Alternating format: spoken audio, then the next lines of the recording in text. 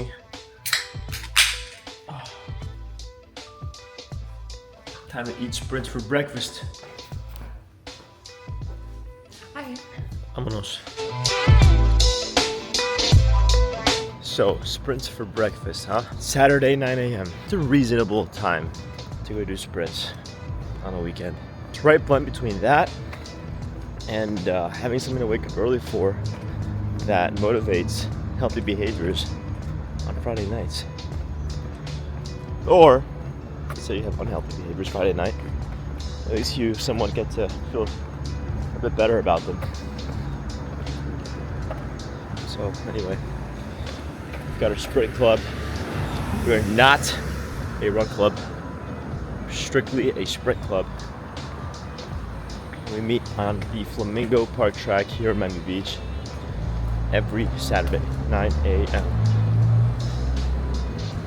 Then we'll get some coffee, and every other week, Gami and I will follow this up with some rock climbing, which we'll show you.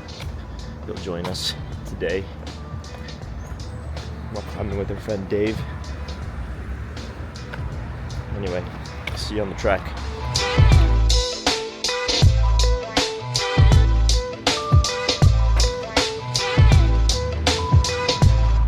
So I've decided that today's workout is going to be an 800 meter jog to warm up, followed by some dynamic stretching, movement-based stretching, the only stretching you want to do before you do some kind of strength training.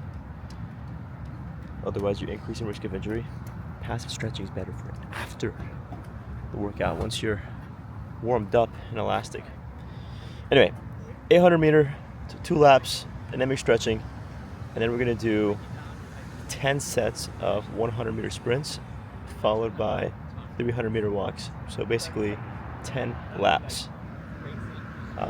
That should give us 2 to 3 minutes to rest between sets. And we're gonna kick up the intensity from about 75 all the way to 100 a couple of times. Then we're gonna cool down with 2 laps and get coffee. Daniel, you ready?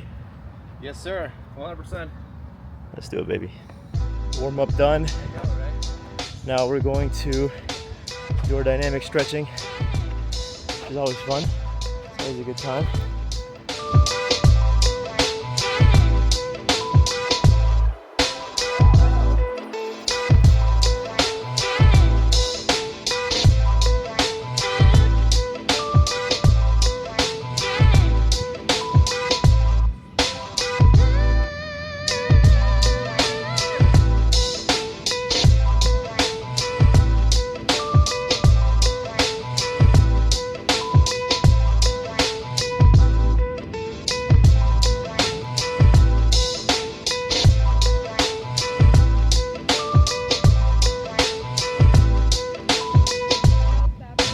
Run, rather sprint, there's hundreds, and walk for 300, rinse and repeat. You guys ready? Yes. Let's do it. So we're gonna start the first set of hundreds over there. I'm gonna leave the camera down here, and our first set's gonna be to about 75%. So yeah, that's set number 1 of 10. Probably gonna need your help keeping track of how many we do, because those hundreds and nines are gonna build up and it's gonna be impossible to keep track. See you there. Let's go.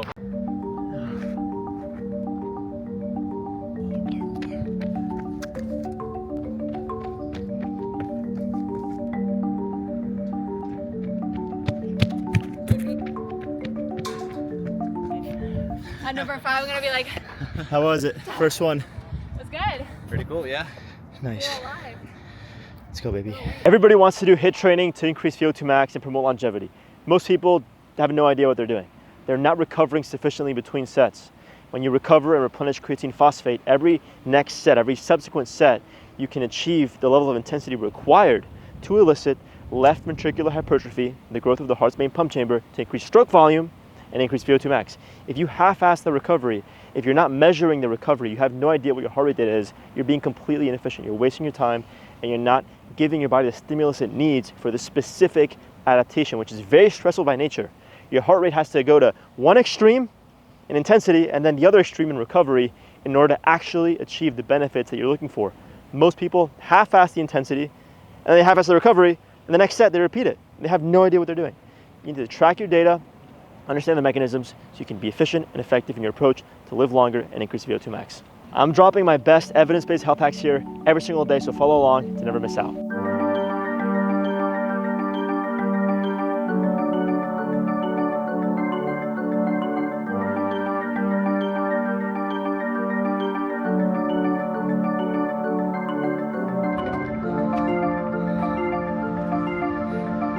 It's getting done. All right, who knows what percentage is up next? 80. 80. 90. 90. 85. 85? Okay.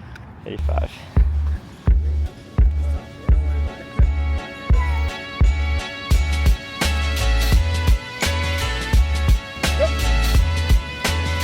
As an exercise physiologist and neuroscientist, this is what I consider the longevity trifecta. High VO2 max, high 2-minute heart rate recovery, and a fast 40. High VO2 max means you can pump a lot of blood out to your body in an efficient and effective way, and of the blood that you pump out, you can derive oxygen from that blood and use it very efficiently. High 2-minute heart rate recovery means you have a high buffering capacity, you can engage in stress well, and you have a regulated nervous system to enable parasympathetic activity in times of stress to feel better, perform higher. And lastly, fast 40, well, that means you've got a high density of type 2 fat switch fibers, a muscle fiber type that is extremely correlated with longevity, disease prevention, and better aesthetics. Join me every Saturday 9 a.m. here at the Flamingo Park track, and let's dial in this trifecta. See you there. Woo! 3, 2, 1, go. All right, we're on our third set. Who knows what percentage we're doing next? 95. 90. We're doing 90s. 90s, yeah. And during the walk, we're doing some nasal breathing diaphragmatically to get our heart rate down and elicit as much parasympathetic activity as possible so that we can approach each subsequent set with high intensity and make the most out of our time here. So, nasal breathing. Breathe horizontally, not vertically, as much as you can. HIIT training, specifically sprinting, is the best and most effective way to increase VO2 max and promote longevity. But most people don't know how to recover between sets effectively to ensure that the exercise intensity is where it needs to be to elicit these adaptations in the heart that are going to promote a longer, healthier lifespan. So outside of resting for 2 to 3 minutes to replenish creatine phosphate, which is the main fuel that you need to engage with this kind of activity at that level of intensity, you should absolutely be nasal breathing with your diaphragm between sets to help lower your heart rate. You should be supplementing with creatine monohydrate. I love the No Company. They're the best and the cleanest. The gummies are delicious. And third, you should probably be doing this on days when you have higher HRV, higher recovery, where you are more adaptable, where your nervous system can interpret that stress signal, sprinting in this case, as a positive adaptive response to promote a better quality of life and a longer lifespan. So there are 3 things you need to know about HIIT training to recover better. Follow along for more evidence-based tips, and I'll see you soon. Set, go!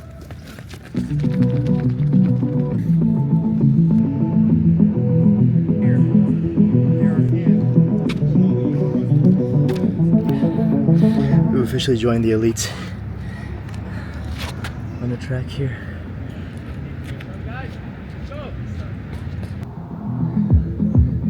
Set, go!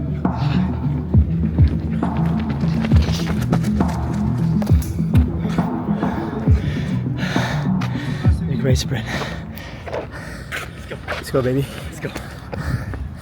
Let's go. Last week you John, what's the best exercise in the world? sprinting. Why? It keeps the fat off. Keeps the testosterone going. How old do you guys think this man is? How old? Take your wildest guess. Get the f out of here. Are you serious? Yeah. Bro, your biological age has to be like 35. It's low. According to the group, it's low. That's f***ing amazing, man. Wow. And what's your best tip for recovery?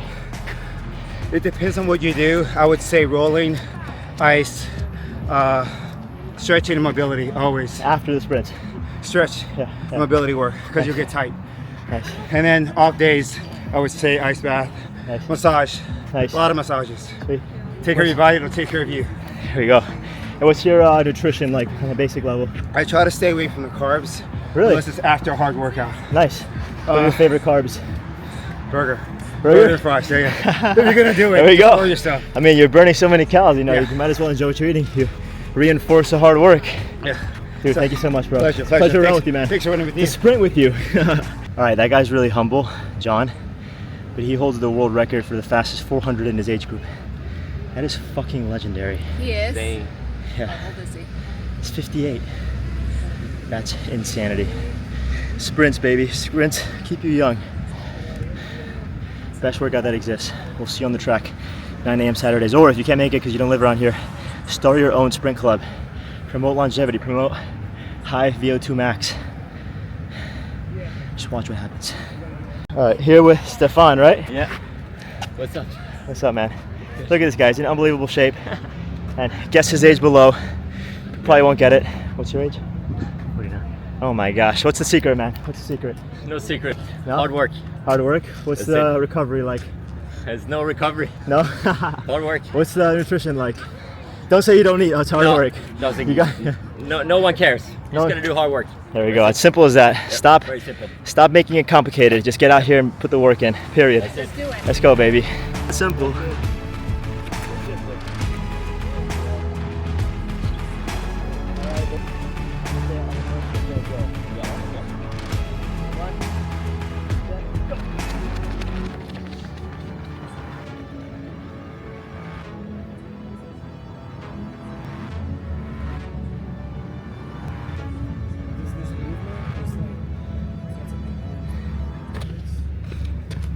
On the line.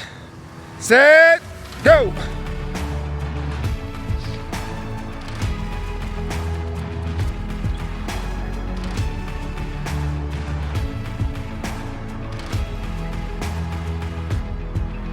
So I gotta get my knees higher. Knees higher. So it's basically, and the knees are not high. Well, here's the reason the knees aren't high.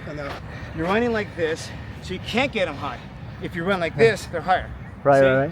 And then if you hit the ground like this, you can do. But Right. if you're running like this, you Right. can't. So you're expending way too much energy Yeah. running, and it's too much ground contact time. I mean, I'll tell you what, intuitively I feel, because I can remember what it was like to sprint with the spikes back Yeah. in high school, and I can feel what you're saying. I feel like I'm spending too much time on the floor. Yes, you are. I much can feel that, contact, yeah. yes. I went to Bears. I don't feel like with those shoes, and then you would feel like a gazelle. Right. Get the spikes. Yeah. Get the spikes. Any brand you recommend? I compete in the Adidas SP3s, but I gotta tell you, I like these. Yeah? I love New them. Balance? Yeah. Came, It's. two weeks I'm They're flat-footed. I don't know if it makes a I difference. think they're fine. Nice. Worst case, you can run with orthotics, but and most Olympic champions are flat-footed. Really? Yeah. Yeah. Really? It's crazy, yeah. Why do you think that is? I don't know. Someone told me this. He was an Olympic coach. Oh. He's like, I said I'm flat-footed. He's like, Oh, wow. most of the world record holders were flat-footed. I'm like, really? Yeah. Oh my gosh. Yeah. That Neanderthal DNA maybe? I guess. But yeah, it'll force you to run in your forefoot more, which will help your technique. Yeah. But even in flats, work on the technique still. John, appreciate you, bro. Pleasure. Yeah, we'll see you guys. soon. Bye. Yeah, you know. We're done. We're gonna jog. We ended up doing 8 total, well, technically 9 sets. And since we added in a few 120s, I think it's fair to call it. Look, I like to finish what I started, but guys, you don't want to overdo it. I ran with some of the fastest guys in the world. They pushed me. So, you gotta know when to call it. That's my opinion. Let's do a little cool down jog.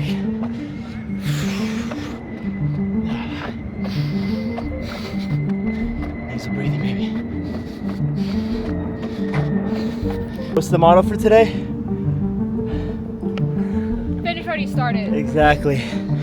I lied to you guys. I said we were gonna do 8, and we should know when to call it. You should know when to call it. But you should also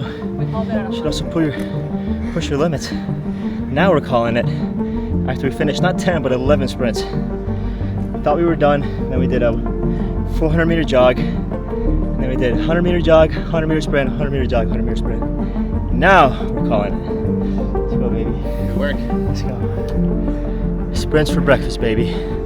So it's really hot. It's really, really hot. Really.